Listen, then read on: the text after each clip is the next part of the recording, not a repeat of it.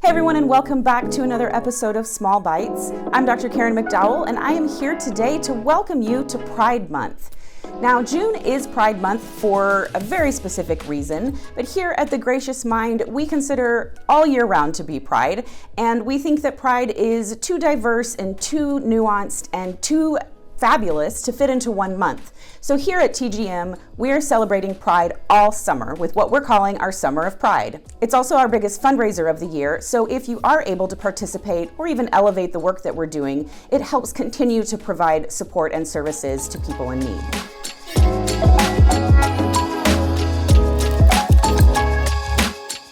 So what even is Pride?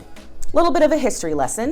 In 1969, which is notably just 10 years before I was born, there was a not unusual amount of police violence in New York at the Stonewall Inn, which was a gay bar in an area, Greenwich Village, that had a lot of different gay and lesbian bars and different activities and things going on there.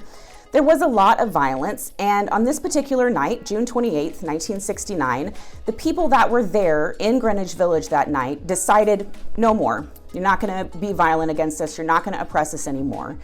And rose up and rebelled against that police brutality, responded aggressively towards the police, and ultimately spawned what we know of as Pride Month, with pride parades and pride celebrations, not only marking that particular incident, but also honoring the beginning of the civil rights movement for queer people in the United States. So that first riot, that first rebellion in 1969 is what started Pride.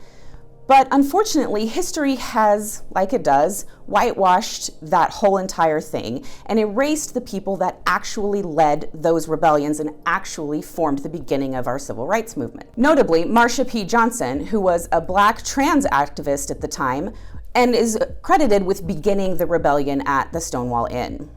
But that's not the only thing she did. She was also had a prolific community leader. She had so many projects and things that she was involved in, including starting one of the first organizations that directly supported transgender youth. Now, she's not the only queer person of color that helped launch our civil rights movement that has been erased. There are so many more who don't get the credit that they're due because the way that Pride has evolved since then has tended to center and focus on cisgender white men as representatives of what the gay community is. Of course, we know that the community is so much more diverse than that. And so this season, this Summer of Pride that we're having, we're gonna dig deeper into that diversity, including looking at some of those people who did launch the movement. Now, one of the benefits of having Pride Month every year since then is that we've been able to show ourselves as a community to the country and to the world as a whole, and not only show, but demand our equality and demand rights and protections that are afforded to everyone. During that movement, we've seen a lot of corporations and businesses get involved with Pride. You'll see lots of logos and corporate sponsorships, and you can buy Pride t-shirts at Target, and they've got displays at all the stores. And it's kind of a mixed bag because on one hand, that visibility is fantastic, representation is really important. On the other hand, a lot of those companies actually have discriminatory policies and don't really take care of the queer community when it's not June. Remember, businesses are only telling you about the parts of Pride that make money. They're not telling you the truth. So if you want to celebrate Pride, think of Pride as a verb, not as a feeling, but as a verb, as an action. Pride is an action of learning queer history. It's of digging deeper into what actually happened and finding out about the people that did this work on whose shoulders we stand. It's about highlighting the work that's being done now, making sure that the voices that are being representative of the queer community are in fact diverse and inclusive. Pride as a verb means fighting back. Sometimes that means physically, violently, like they did at the Stonewall Inn. And sometimes that means fighting back in small ways, like correcting someone's pronouns or challenging policies at work that may be discriminatory. Fighting back happens in all kinds of ways, big and small. So Pride as a verb calls us to do that fighting year-round. If you are a queer person, you deserve space. You deserve to be honored. You deserve to have your history told in true and authentic ways, and you deserve to feel good about your identity, not just 1 month out of the year. Of course, we do celebrate the beginning of Pride, June 28th, 1969, when it started.